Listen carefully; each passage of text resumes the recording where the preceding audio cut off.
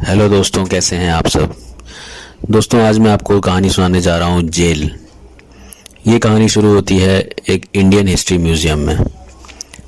विजय Indian history museum Mumbai में काम करता है। एक दिन उसके पास शामू नौकर दौड़ा दौड़ा आता है। वो उसको बताता है कि अरे साहब, बड़े साहब आपको याद कर रहे हैं। विजय समझ लेता है कि आज म्यूज़ियम के एग्जीक्यूटिव डायरेक्टर सिन्हा साहब ने एक मीटिंग बुलाई होगी, ज़रूर कुछ सीरियस बात होगी शायद। विजय वॉक करता हुआ एक बड़े मीटिंग रूम में पहुंच जाता है, जहां उसके अलावा पायल, विनोद और शरद भी होते हैं। मिस्टर सिन्हा उसे बैठने को बोलते हैं। वो लाइट्स बंद करके सबको स्क्रीन की तरफ देखने का इशारा करते हैं और प्रोजेक्टर को ऑन कर देते हैं।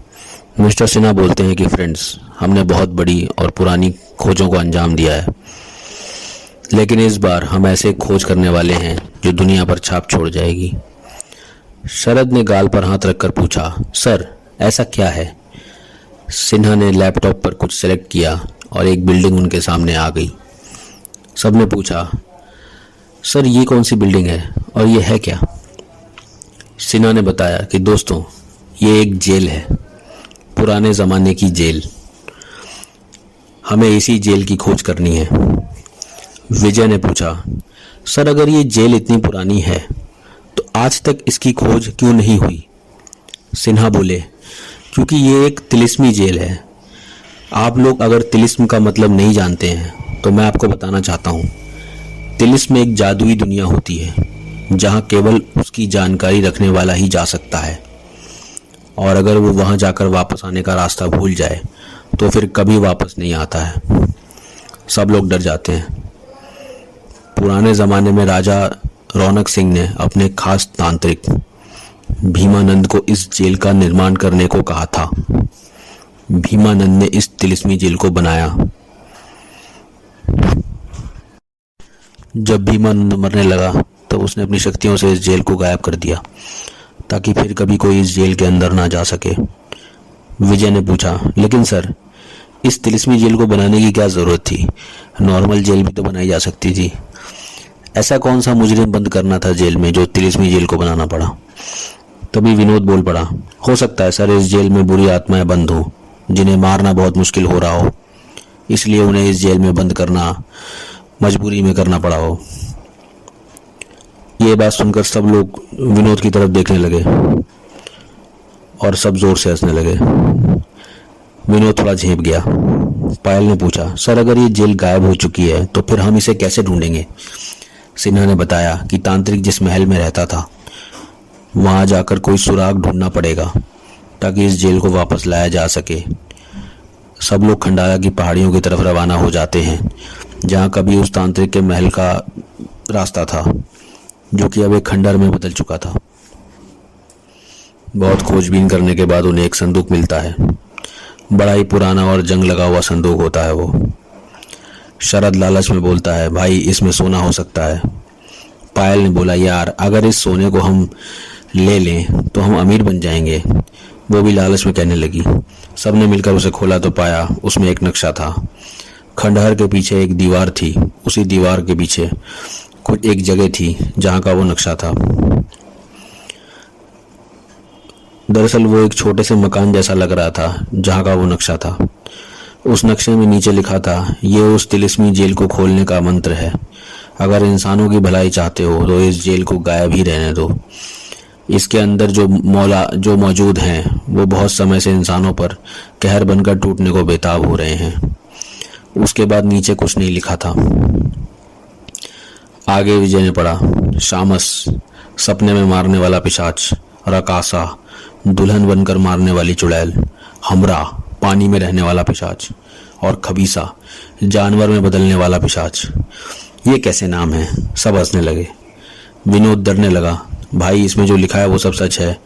ये जेल इन पिशाचों की कैद है और इनको कैद करने के लिए ही बनाई गई है। विजय बोला, यार विनोद, ये सब बेकार की बातें हैं। किसी पागल की बनाई हुई कहानी है ताकि कोई भी इस जेल को ना ढूंढ सके, इसलिए ऐसी कहानी बनाई गई है। हाँ सही कहा, शरद ने बोला। पायल ने कहा, आगे पढ़ो। विजय ने देखा कि आगे कोई मंत्र लिखा था और नीचे दिया गया था कि इस मंत्र को पढ़ने से वो जेल प्रकट हो जाएगी, लेकिन सिर्फ और आगे का पन्ना फटा हुआ था, इसके आगे विजय नहीं पढ़ सका। विजय उस मंत्र को पढ़ लेता है लेकिन कुछ भी नहीं होता, कोई जेल सामने नहीं आती। सब हंसने लगते हैं। विजय बोलता है कि देखा विनोद भाई, कुछ नहीं होता, ये सब बेकार की बातें हैं, कोई जेल नहीं है। दरअसल जो आगे का पन्ना फटा हुआ था उसमें ये लिखा था कि वो तिलिस्मी जेल केवल सूर्यास्त के बाद ही प्रकट होती है, सुबह होते ही वो जेल फिर से गायब हो जाती है।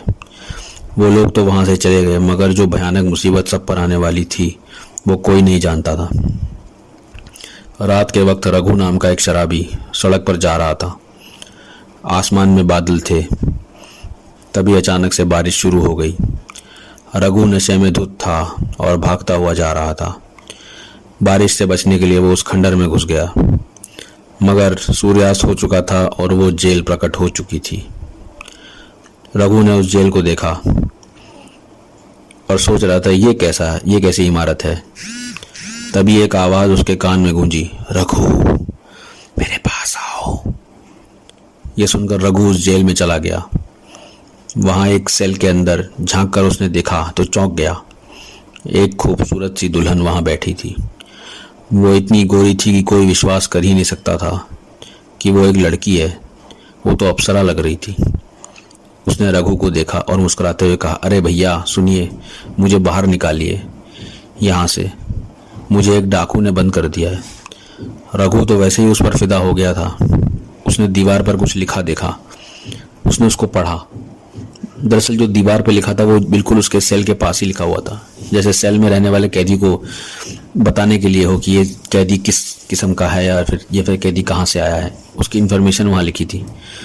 रकासा, उस सेल के बाहर दीवार पे लिखा था रकासा।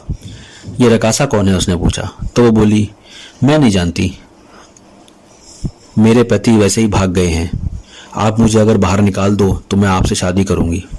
रघु तो जैसे सातवें आसमान पर चला गया था। वो शादीशुदा था मगर उसकी नीयत खराब हो गई थी। उसने आओ देखा ना ताओ सीधा उस सेल का दरवाजा खोल दिया।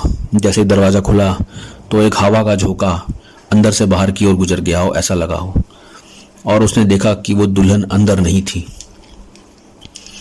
तभी उसने पीछे मुड़कर देखा तो पाया कि वो दुल्हन उसके पीछे खड़ी थी और उसका चेहरा बदल गया था। वो भयानक दिखने लगी थी।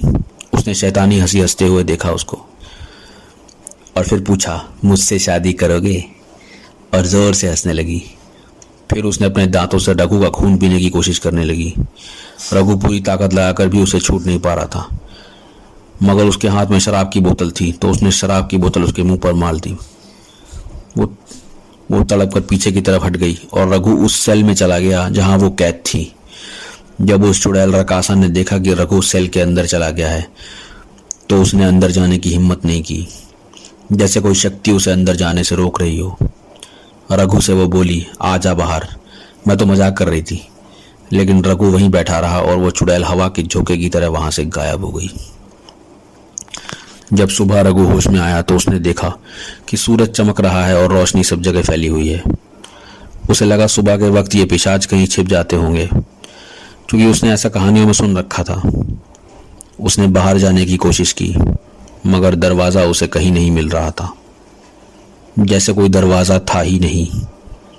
वो तिलिस्मी जेल दिन के समय नजर नहीं आती थी और जो एक बार उसमें चला गया वो रात में ही उससे निकल सकता था, क्योंकि रात के वक्त ही वो प्रकट होती थी। तभी रघु को अपनी पत्नी की आवाज आती है, बचाओ बचाओ। रघु देखता है कि उसकी पत्नी एक सेल में बंद है और उसके बाकी के दोनों बच्चे वो भी 2 अलग अलग सेलों में बंद हैं। रघु बोला, अरे तुम लोग यहाँ कैसे आ गए? तो उसकी पत्नी बोली, रात में वो चुड़ैल हमें यहाँ ले आई और बंद कर दिया और हमारी बलि चढ़ाने के लिए बोलने लगी। रघु ने जल्दी से सारे सेल खोल दिए और जैसे ही पलटा तो जैसे वो बिल्कुल अकेला रह गया था। वहाँ कोई नहीं था। सारे सेल खुले हुए थे और खाली थे। ऐसा लग रहा था जैसे उस अंधेरी जेल में वो अकेला ही बचा था। तभी उसे कुछ गीला गीला सा महसूस हुआ तो उसने देखा पानी की एक बूंद उसके ऊपर टपक रही है। फिर उसने नीचे की तरफ देखा तो सारा पानी पानी हो गया था। इतना सारा पानी आखिर आया कहाँ से, ये वो सोच रहा था। तभी पानी से एक हाथ निकला और उसके पैरों को जकड़ लिया और उसके बाद उन हाथों ने रघु को पानी के अंदर खींच लिया। रघु की मौत हो चुकी थी। दरअसल वो उसकी पत्नी और बच्चे नहीं थे, बल्कि वो बचे हुए 3 पिशाच थे। हमरा, जो कि पानी का पिशाच था, वो उसे पानी में ले गया और उसे वहीं उसने मार दिया। शामस, सपने में मारने वाला पिशाच। रकासा, दुल्हन बनकर मारने वाली चुड़ैल। और खबीसा, जानवर में बदलने वाला पिशाच। सब पिशाच आज़ाद हो चुके थे। अब आगे क्या होगा ये आपको पता लगेगा अगले एपिसोड में।